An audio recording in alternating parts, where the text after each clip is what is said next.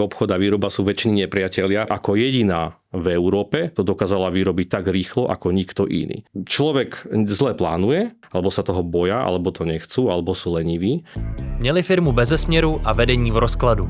Proto přišel dočasný manažer a s ním i trvalá změna. Když jde do tuhého. Podcast z firemního Urgentu. Vyrábět rychle, levně a přesně.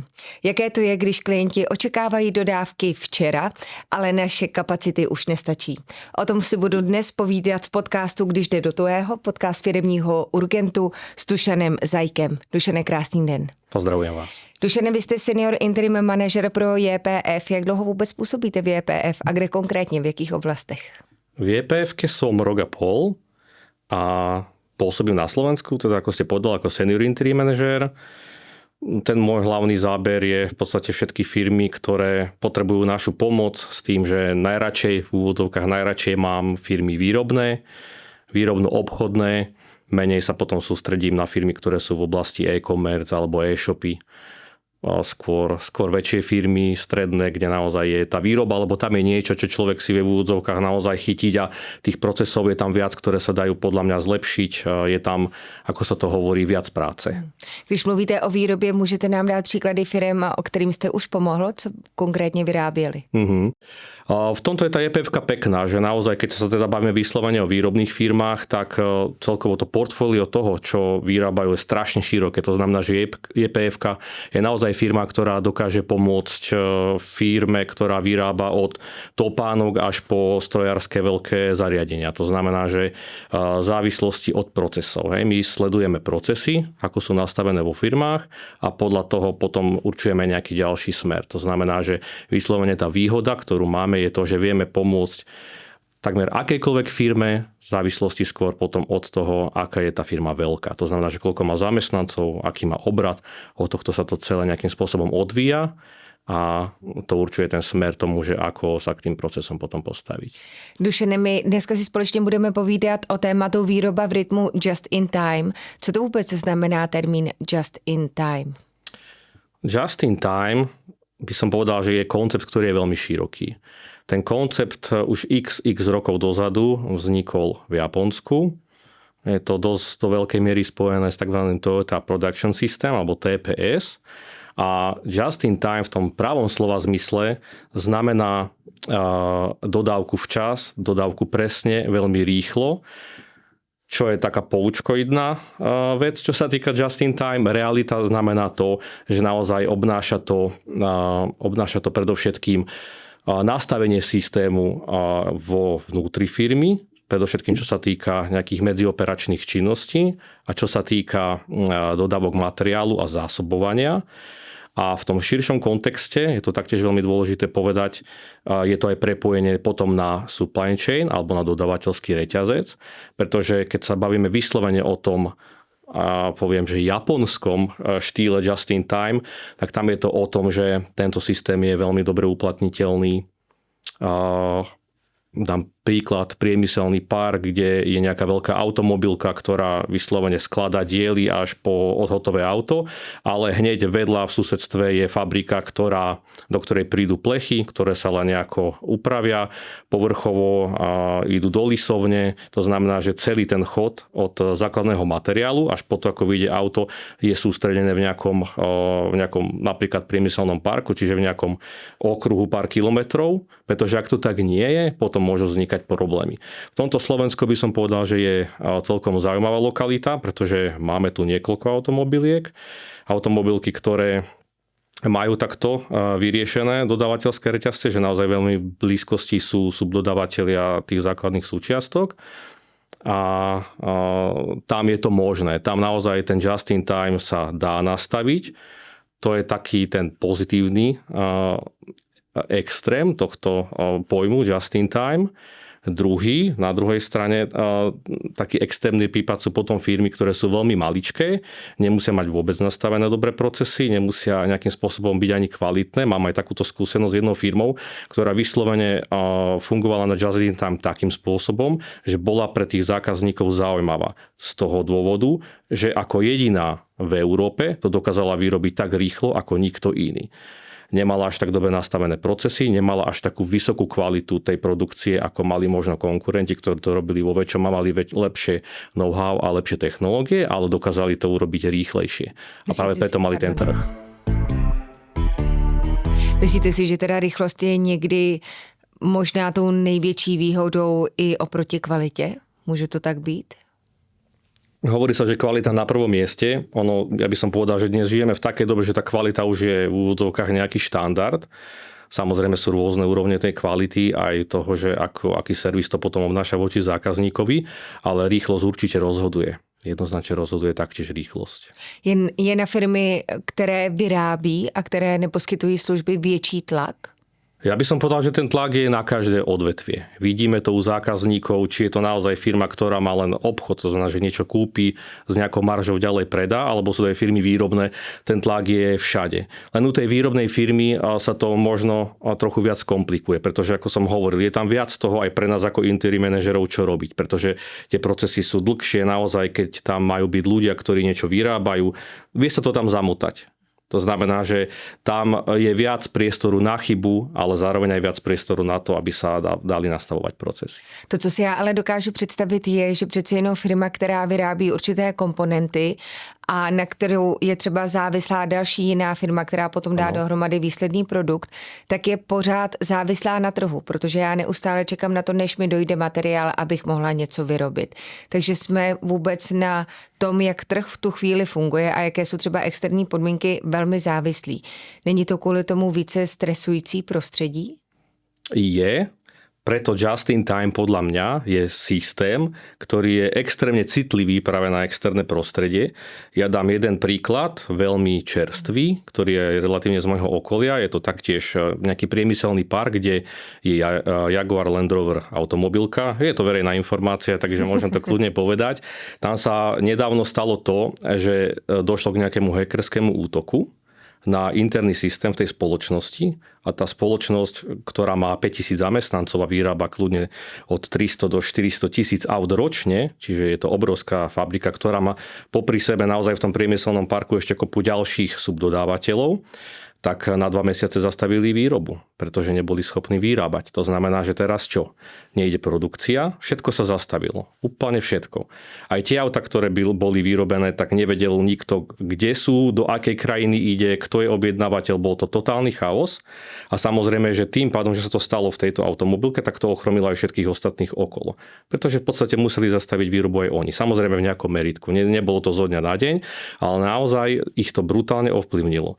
Zároveň to znamenalo obrovské náklady pre tú firmu, pretože si zoberte, že 5000 zamestnancov. Dobre, tak pár ľuďom sa podarilo nejakú prácu dočasne nájsť, pár ľudí bolo presunutých niekde k nejakým subdodávateľom na nejakú krátku dobu, ale gro tých ľudí ostalo doma. To znamená, že bola to prekážka na strane zamestnávateľa, kde tí ľudia dostávali, myslím, že 60 alebo 70% svojej mzdy, pretože nemohli za to, že tá práca nebola. A ten Jaguar sa z toho bude dostávať podľa mňa ešte veľmi dlhú dobu. Už teraz teda fungujú, nabehli, ale trvalo to naozaj takmer 2 mesiace. Čiže ten vplyv externého prostredia je brutálny a všeobecne pri Just in Time, keď sa bavíme, tak naozaj je to výborný systém, ale musí mať nejaké nastavené podmienky a je veľmi citlivý na akýkoľvek zádrhel, ktorý nastane. A častokrát tie zádrhely sú ťažko predpokladateľné. Když mluvíte o tomto příkladu, tak to je hezký příklad toho, jak vlastně naše chyba, za kterou možná ani tolik nemůžeme, ale přece jenom hackerské útoky jsou záležitosti, kterým bychom se měli snažit co nejvíce předcházet, tak možná i naše chyby vlastně můžou být devastující nejenom pro danou společnost, kterou vlastním a ve které pracuji, ale i pro ten trh teda, protože vliv to určitě mělo minimálně na spoustu dalších zemí. Presne tak. Tak ja sa domnievam, že v tomto prípade boli ochromené viaceré fabriky, len na Slovensku sa písalo predovšetkým o tejto, ktorá je naozaj v rámci teda toho ich výrobného portfólia jedna z najväčších. Takže určite ako externé podmienky neskutočne ovplyvňujú, ale samozrejme tie problémy vznikajú aj v tej firme samotnej, pretože žijeme dobu výkonovú a to priamo odráža potom podmienky vo firmách. To znamená, že tlak na efektivitu aj pri Just in Time alebo celkovo pri týchto veľkých firmách je obrovský. To znamená, že naozaj tam sa počíta každá sekunda ušetrená, pretože pre niekoho je to sekunda, pre človeka, ktorý má nejakú operáciu a človek i manažer sa mu snaží vysvetliť, že tie 2 sekundy sú pre ňo podstatné, tak pre ňo neho je to hlúposť, 2 sekundy, čo sú to 2 sekundy. Ale keď si to človek spočíta naozaj v tom veľkom meritku, kde, ja neviem, naozaj prvá automobilka, ktorá bola na Slovensku Kia, ktorá fakt vyrába 350 000 aut ročne, tak keď si to človek spočíta, je to šialené číslo. Hej. To znamená, že to je skoro 1000 aut denne. To znamená, že fakt každú minútu a pol vyjde nové auto. Připomínáme to, že to je trošku jako halíře dělají talíře. Na každé sekundě skutečne záleží. Áno.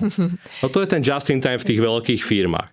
A teraz keď sa presunieme do tých stredných a menších, pretože my ako kolegovia sa predovšetkým sústredíme na malé a stredné firmy, ktoré sú obratovo nižšie a nemajú 5000 zamestnancov ako táto automobilka, tak ten just in time samozrejme tam nie je až v takomto merítku. Hej? Lebo nechcem povedať, že to je v úvodzovkách zbytočné. Je to poviem skôr na tom, že my keď do tej firmy prídeme, no tak určite na stole ako téma číslo 1 nie je just in time.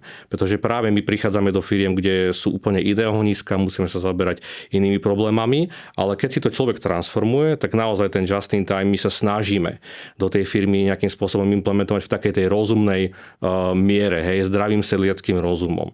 Predovšetkým sa bavíme o zásobách. Veľakrát prichádzame do firiem, kde sú príliš veľké zásoby. Doba obratu zásob je veľmi vysoká. To znamená, že tie firmy postupne rokmi zbierajú zásoby, potom sa z nich stavajú zásoby, ktoré v podstate už veľmi ťažko sú predajné. Stáva sa to napríklad aj pri tých obchodných firmách, ako som spomínal, že takým sa taktiež venujeme.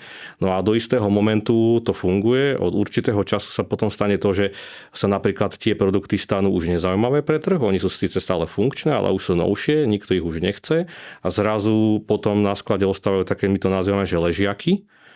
A teraz, že čo s nimi? Hej? Pretože naozaj sa stáva aj to, že aj malá firma obratovo, keď si to prepočítame na dobu obratu zásob alebo celkovo koľko tých menej likvidných aktív má v zásobách, tak to bývajú šialené čísla. Kde vzniká vůbec ta chyba toho, že najednou mám plný sklad zásob a nevím, co s nima mám dělat? No práve to, že to nevzniká najednou. Ono to vzniká postupne. Hej? To znamená, že človek zle plánuje, častokrát sa stáva, že jednoducho si myslia, že, alebo taktiež to prispôsobím aj tým očakávaniam trhu. Je nejaké očakávanie trhu, niečo sa nakúpi, predá sa menej. Čiže to plánovanie tomu vie veľmi dobre predchádzať, ale zasa žijeme v tak šialenej dobe, že nie všetko sa plánovať dá. Zároveň sa stáva to, že firmy sú naučené fungovať nejakým spôsobom, plánujú nejakým spôsobom a častokrát to vidíme u zákazníkov, že oni ostávajú v tom starom myslení, stále uvažujú tým istým spôsobom, plánujú tým istým spôsobom a potom rokmi naozaj tie zásoby narastajú. Hej. Sú prípady, kde tie zásoby vieme sa na ne pozrieť, vieme s nimi niečo urobiť, ale sú prípady, kde je to veľmi komplikované a častokrát aj pri nejakých vstupných analýzach, keď na to poukazujeme, tak v podstate sami sebe dávame veľmi ťažkú úlohu, pretože v niektorých prípadoch naozaj ten majiteľ sám vidí, že dobre, tak zásoby sú veľmi vysoké, čo s tým?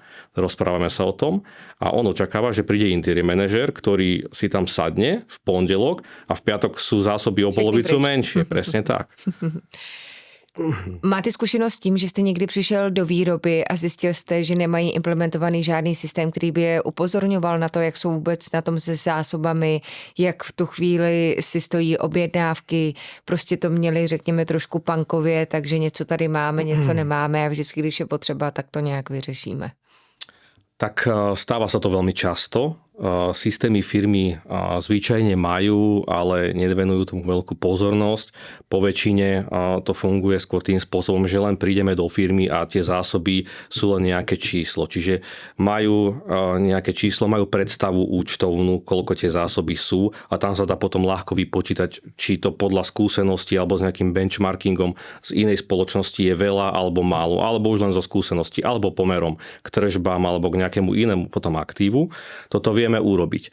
Potom už je skôr problém ten, že nevedia do detailu, čo v tých zásobách je, lebo je tam aj nejaká rozpracovanosť, je tam potom materiál, je tam toho viac a účtovne to síce je len pre nich nejaké číslo, ale reálne veľakrát sa stáva, že nevedia, čo presne to obnáša. Nevedia presne, čo sú to za materiály.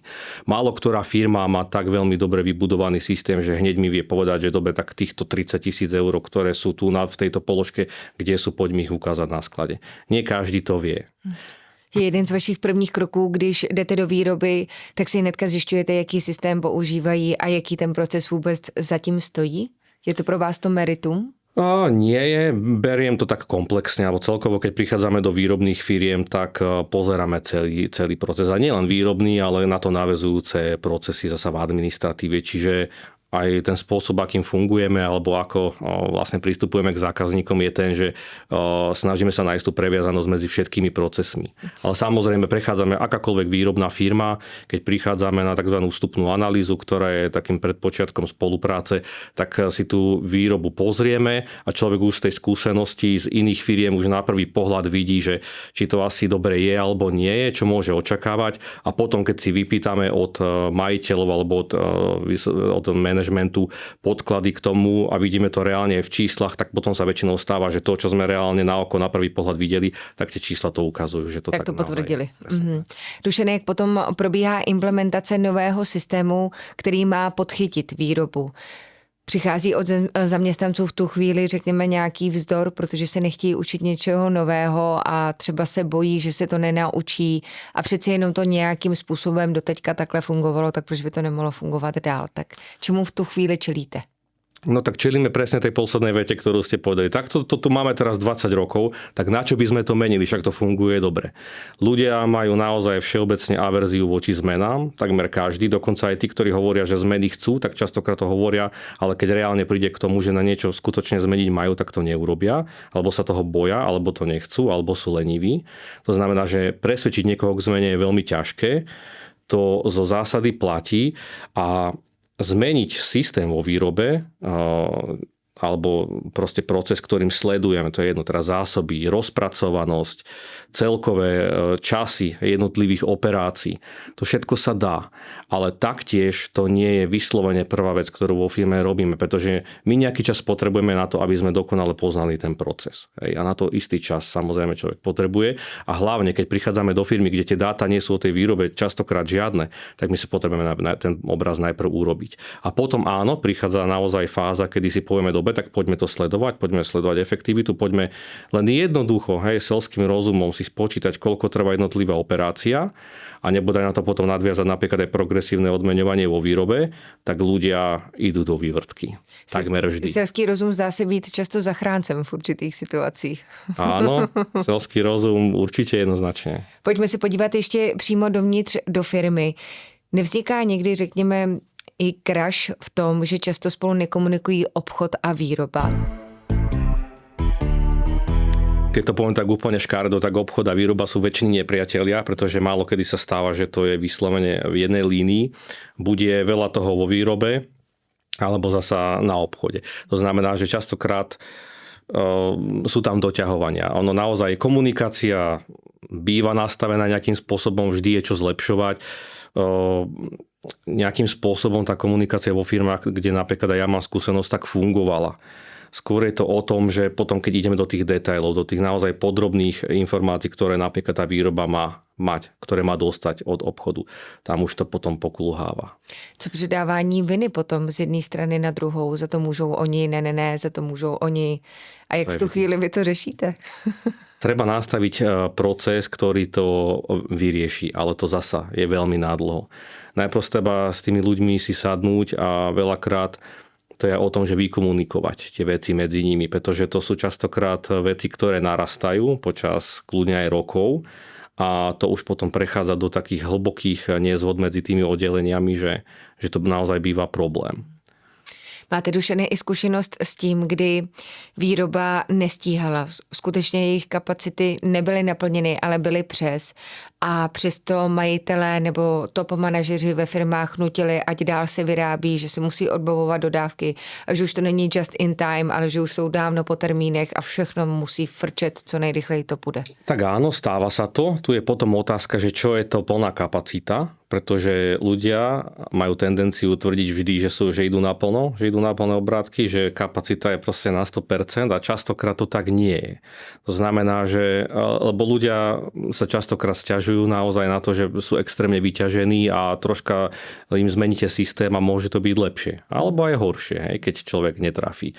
To znamená, že tu na problémy naozaj častokrát vznikajú. Jak byste vy ještě doporučil podchytit výrobní systém tak abychom věděli, že všechno skutečně funguje tak, jak má. Měly by být, řekněme, nějaké týdenní čeky, zkontrolovat si zásoby, pobavit se možná s mistrem v dílně, s manažerem ve výrobě a tak dále, nebo třeba jednou za měsíc dělat pravidelné statusy. Jak to zkrátka podchytit pravidelně tak, abychom věděli, že všechno frčí tak, jak má.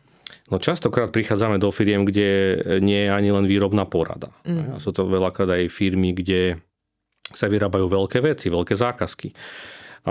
Poradu sa nastaviť dá veľmi rýchlo. To nie je problém. Otázka potom, ako nastavíte čísla, ako nastaviť to, o čom sa na tej porade budeme baviť. Aby to dávalo zmysel, aby každý si urobil veľmi rýchlo obraz o tom, čo sa v tej výrobe deje. Toto sa stáva veľmi často.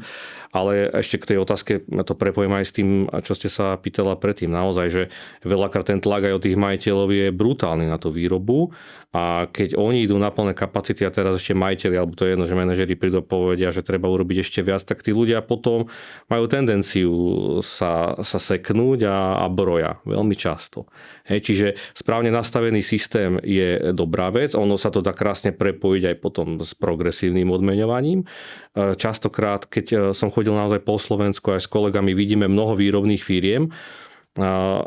Zhodou okolností prednedávnom som bol v jednej strojárskej firme, kde taktiež firma, ktorá obratovo, počtom zamestnancov, tým, čo vyrábala, typológiou strojového parku, to isté ako mnoho ďalších iných. Ale napriek tomu, že keď som do tej firmy šiel, videl som, že tá firma zarába, že má výbornú obchodnú maržu, že jednoducho v niečom tá firma bude iná. Prišiel som do tej firmy, na prvý pohľad som nenašiel nič, rozprávali sme sa s majiteľom, všetko bolo také isté ako aj v tých firmách predtým. A bola to ešte k tomu kusová výroba, alebo vyslovene, že zákazková. To znamená, že žiadne veľké série, žiadne ultrasystémy na to, že tam hľadali tie sekundičky, bolo to o tom, že sa poslal výkres a vyrábali sa diely. Presne tak.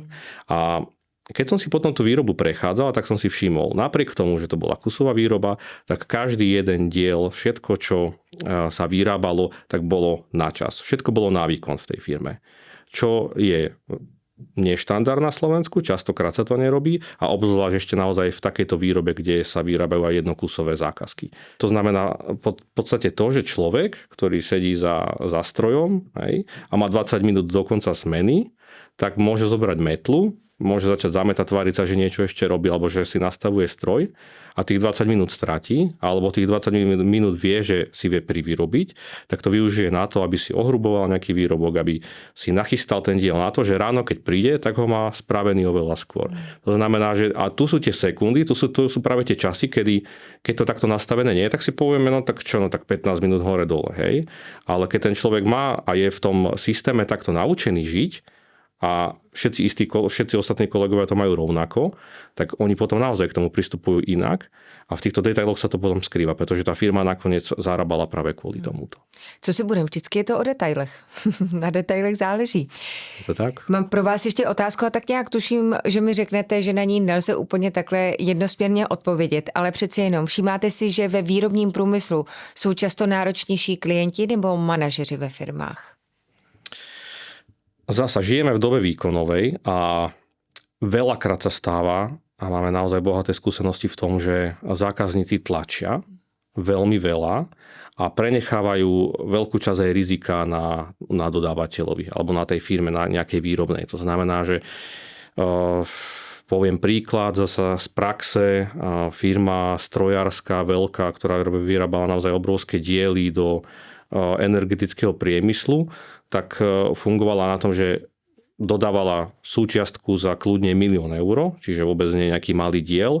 A tá súčiastka je potom v podstate časťou do nejakého ešte väčšieho diela, ktoré stojí rádovo desiatky miliónov eur.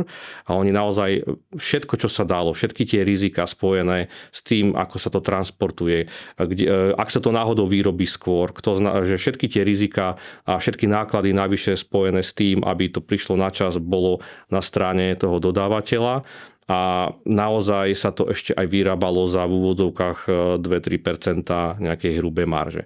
To znamená, že tie firmy sú potom postavené do takej situácie, že A to už nehovorím o zmluvných podmienkach, ktoré častokrát sú veľmi šialené, pretože tie firmy obrovské, medzinárodné vedia, že si môžu vyberať a že sa nájde niekto, kto to tak či tak podpíše, alebo že im to za tú v úvodzovkách alebo aj za náklady vyrobí. Takže myslíte si, že to často ani nečtou ty podmínky? Je to takový schvalování, jak na Facebooku, na Instagramu, kde to prostě odškrtnete a počítáte, že tam něco je?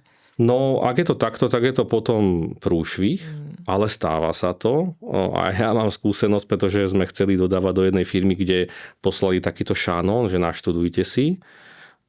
Naštudovať sa to dalo a keď som sa rozprával s inou firmou, ktorá som vedel, že pre toho klienta dodáva, a opýtal som sa na to, že ako sa oni potýkali s tou šialenosťou tých dát, tak oni povedali, že my sme si pozreli iba výkresy, my sme to proste vyrobili. Čiže pokiaľ sa nič nestane, tak je to fajn. Potom je problém, keď naozaj nastane situácia a treba to riešiť. Dušene, já vám moc krát děkuju za vaši upřímnost a ať jsme společně taky just in time, tak se pro dnešek s vámi rozloučím. Ďakujem veľmi pekne. Mějte se krásně. Když jde do tuhého, podcast z firemního Urgentu.